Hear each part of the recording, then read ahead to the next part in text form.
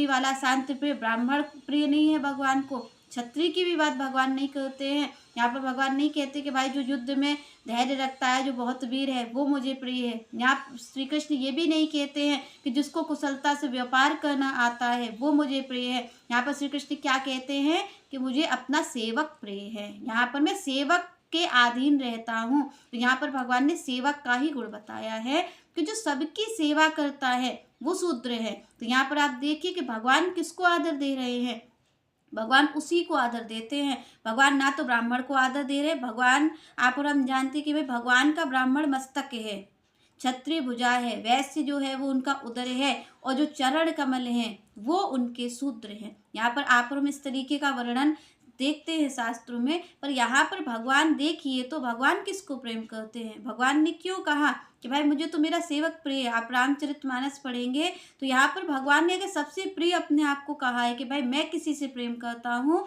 तो वो सेवक है। तो यहाँ पर श्री कृष्ण ने क्या कहा कि कौन है शूद्र, जो अन्यों की सेवा करता है, जो सेवा करना जानता है, जो श्रम करना जानता है, जो मेहनत करता है और मेहनत करके अन्यों की सेवा करना जानता है। श्री कृष्ण कहते हैं वो शूद्र है और शूद्र ही मुझे प्रिय है। यहाँ पर आप देखिए भगवान सेवक को ही प्रेम करते हैं। यहाँ पर संतों ने भी, तुलसीदास जी भी यही कहते हैं, मैं सेवक सचराचर रूप स्वामी भगवंत, कि यहाँ पर मैं सबकी सेवा करूँगा। भक्तों ने यही सिद्धांत रखा है कि मैं यहाँ पर सबकी सेवा करूँगा। यहाँ पर भक्तों का एक नियम ही रहा है कि मैं इस नाते करूँगा कि ये सब भगवान के हैं। और भगवान को प्रिय भी कौन है, ना तो भगवान को ज्ञानी ध्यानी प्रिय है, ना बहुत बाहुबल वाला प्रिय है भगवान को, ना व्यापार जो बहुत चतुर है।